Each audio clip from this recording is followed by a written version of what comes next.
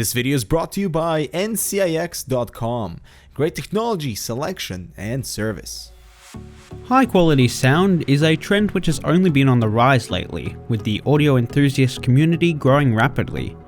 However, the cost associated with better audio fidelity is a hard sell to many people, and as such, inexpensive headphones have a strong place in the audio market.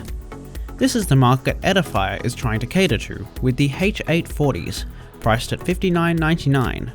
You could be forgiven for not being familiar with Edifier, as they don't have much of a presence in the US market. However, they're the dominant speaker and headphone manufacturer in China, so they don't lack experience. So first up is the build of the headphones. Edifier has opted for a lightweight design, with the headphones weighing in at 200 grams. They have a plastic build with an adjustable headband with a metal band for better durability, and an over-ear design. It doesn't feel like a premium build by any means, but it's not flimsy. I don't feel worried about it breaking, although the non-removable dual cables for the 3.5mm connection does worry me a little, as it does seem a bit prone to damage. Also, the non-removable cable is 2 meters in length, which can be annoyingly long for travel, and it suits more a stationary listening environment because of this. However, for $60, the build quality is pretty much where I'd expect it to be, and I don't have any serious complaints.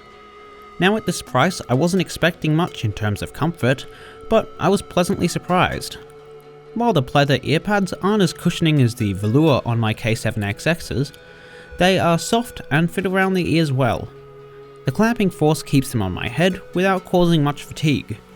They're light and comfortable enough that these would be good for extended use, although the pleather can have some issues with breathing in hotter environments.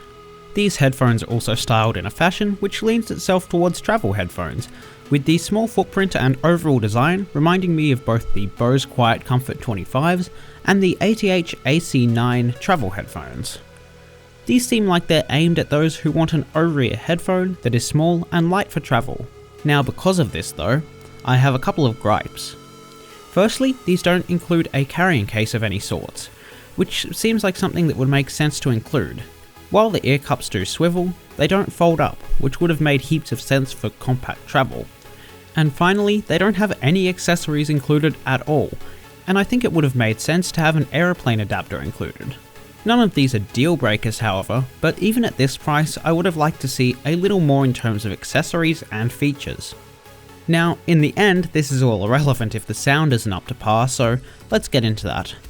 Because they're marketed for their noise isolation, that's up first. Now to be clear, noise isolation is not cancellation. It's simply the closed back nature of the headphones preventing incoming noise. And it isn't actively cancelling any noise, like higher end travel headphones. The seal is not bad for a closed pair of headphones, and there isn't any noise leak, but I wouldn't say they block out much noise. If you've got some quiet background noise, you probably won't be able to hear that, but in loud areas like on public transport or on an aeroplane, you'll still get a lot of background noise, and these don't do anything special in terms of noise isolation. As for the sound itself, I was pretty impressed at what the 40mm drivers put out, especially for the price. They have a 20Hz to 20,000 kHz response frequency and a 32 ohm impedance, which means these can easily be driven by your phone. Like most headphones at this price, it has a V-shaped sound signature with recessed mids, but the low end wasn't too muddy and had decent extension, and the highs were clear, if a little bit harsh at times.